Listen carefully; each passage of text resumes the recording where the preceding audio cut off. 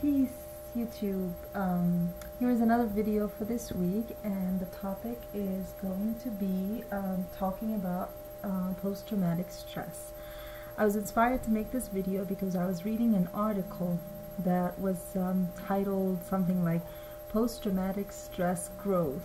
I know we often, I've heard that the term as post-traumatic stress disorder, and read a little bit about it from the scientific, psychological perspective of what it is, what are the symptoms, that it can be like long-term or chronic, and a lot of people that have been in through a traumatic experience can experience certain symptoms.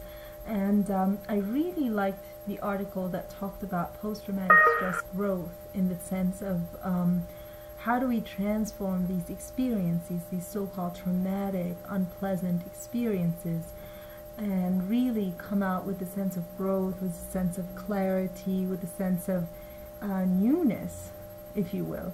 So what I would like to talk about is this particular idea, but in the context of some of the experiences that women go through, such as toxic, abusive relationships, domestic violence. I wanted to talk about this in particular because it does relate to me personally as somebody who had been through a toxic and a very, very abusive relationship, physically, emotionally, mentally, spiritually, and I remember coming out of it, and when you come out of such an experience, you want to make sense of everything that has happened, and you also want to make sense of how you're feeling afterwards. It's this mind's tendency to want to explain and rationalize and figure out, put in simple terms, what is it that I'm going through? Why am I having nightmares? Why am I waking up in the middle of the night with fear and panic? Why am I feeling irritable? Why is my appetite changing? All of that, you want to make sense of it. Post-traumatic stress, as it's described, seems to offer some kind of explanation, okay, so this is what you're going through. And but what I really want us to shift our attention towards is not just focusing on the symptoms, because we can often become so reliant on explaining physical symptoms, and we forget that a lot of these symptoms are like spiritual nudge. They're basically there to tell us, to give us some kind of guidance, to tell us where should we go next, what are some of the issues within ourselves that we need to address. Yes, we come out with a lot of anger. I was really angry and upset and felt extremely abused and misused and on every level, and but then I thought, okay, coming out with realizations about how toxic the other person wasn't enough for me personally to heal and to move beyond this traumatic experience.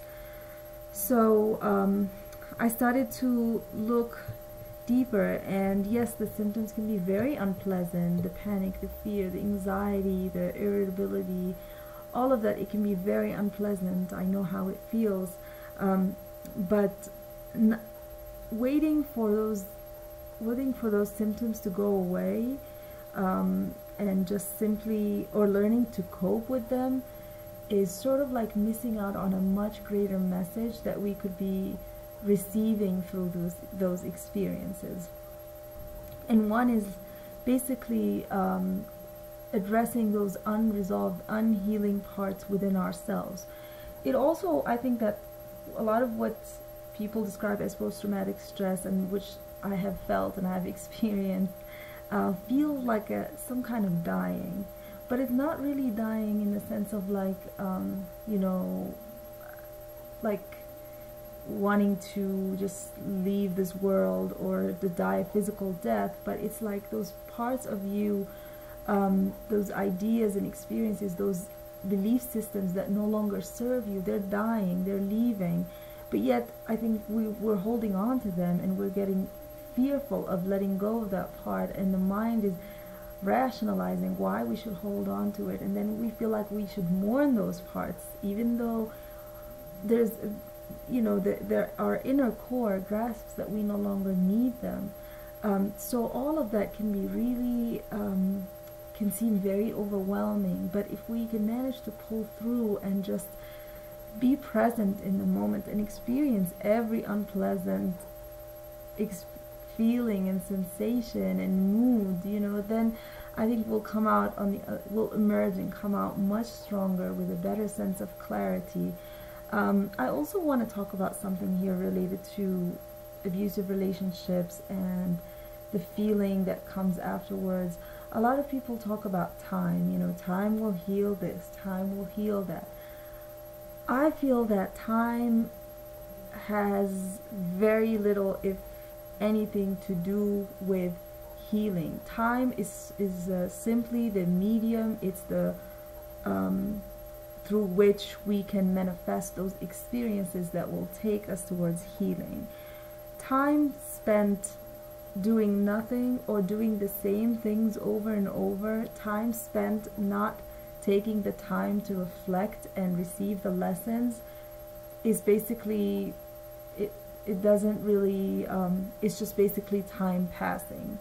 It's basically just time passing by, and we are moving along, but we are stagnant in the sense of our spiritual growth. So sometimes people talk about how, when you come out of a relationship, you need to take time. You need to, you need to spend this much time not dating, this much time not doing this, not doing this much time being celibate. I'd say don't put a timer on your own growth and healing. Don't set a timer. What I would really recommend from my own personal experience is put that whole concept of time aside and just be present in the moment and focus on what you're doing in the here and now. And don't put your own healing on hold. This is something I have done in my own experience, and it has brought me a great level of pain. And eventually, the universe is going to hand you that memo. You can keep delaying, you can keep you can lock your door as much as you want. At some point, there's not going to be just gentle knocking. It's going to come in a much harder way. So you can either receive it nice and easy, or you can receive it the hard way, and it's your choice. So I would say to put aside the concept of time and really just be present in the moment and listen attentively and deeply and carefully, because there is something to be derived. Not that it justifies another person being hurtful or abusive or harsh. This is something within themselves, within their spirit, but there's also something within us that they have mirrored back to us. And if we just come out of that relationship, we think that with time our anger and rage and sadness will subside, and we take that alone to mean that we have healed, we may be just going around and around in circles, not really addressing the core issues of our own unresolved or unhealed parts. So put the time aside, don't put a timer, and focus on the moment. I feel that sometimes some people can really, you can learn the lesson in a relatively short amount of time, or you can spend years and years and years saying, well, I haven't dated anyone in a while, now it's time to go back. But then you see the same things happen over and over again, same abusive patterns, same toxic relationships. And that sometimes has to do with the message that a relationship was looking to bring to us, and we sort of just brushed it aside and came out with all these realizations about the other person, but not about our own self and the parts of us that need to heal. And also realizing how important it is to love ourselves first and foremost, because if we come out of a relationship and then we're looking for another person to love us, and we think, oh well, this one will turn out to be better. He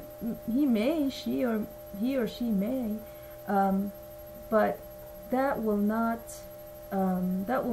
just simply address everything. That will not nourish our soul and give us that sense of wholeness. There will always be that void, and we have to dive, we have to dig deeper, we have to see. And but I would say to not put the time stamp on it. I was thinking today, earlier, I was just meditating on this whole idea, and some analogy occurred to me, which is the phone, like being on a phone call. That's sort of how a relationship feels like to me. You know, you on a phone call, and what happens is, you know, you put that call on hold and then you resume again, and or you think there's gonna be someone else on the other line, but really it's the same caller trying to convey the same message. We think it's gonna be someone else.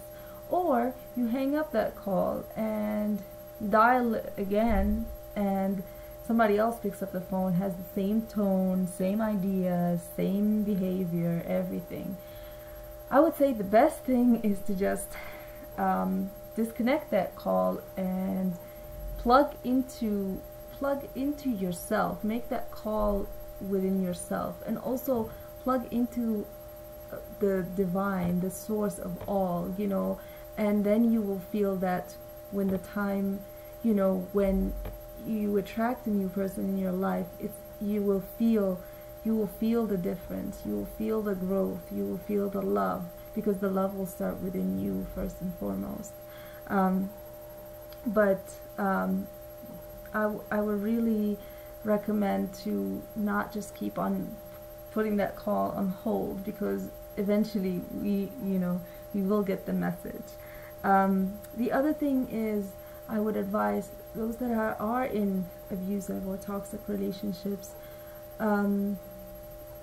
you don't have to stay. Please don't stay. I mean, some people, you know, I've read and I've seen some people talk about how, you know, you stay because of different, you know, certain reasons. You stay because there's a lesson you haven't, you know, to learn. And yes, there's a lesson from every experience. But sometimes when we stay, we come to the realization that something is no longer serving us, it's toxic, it's hurting us, and we stay. We are blocking our own blessings, we are blocking our own growth. So gather the strength, which is really within you, and shift and get out, disconnect from that toxic relationship, because toxic and abusive relationships take a lot of your time and energy, the energy that you can use to nourish and heal and love yourself. So please don't stay in toxic abusive relationships. They are draining. They're draining for your energy, and there are a lot of people that just they don't know how to plug into a higher source and really love themselves, so they thrive on draining other people of their energy. So I feel that what's most important is to realize when something does not feel right, you know that there is something better. You may not have taken the time to really fully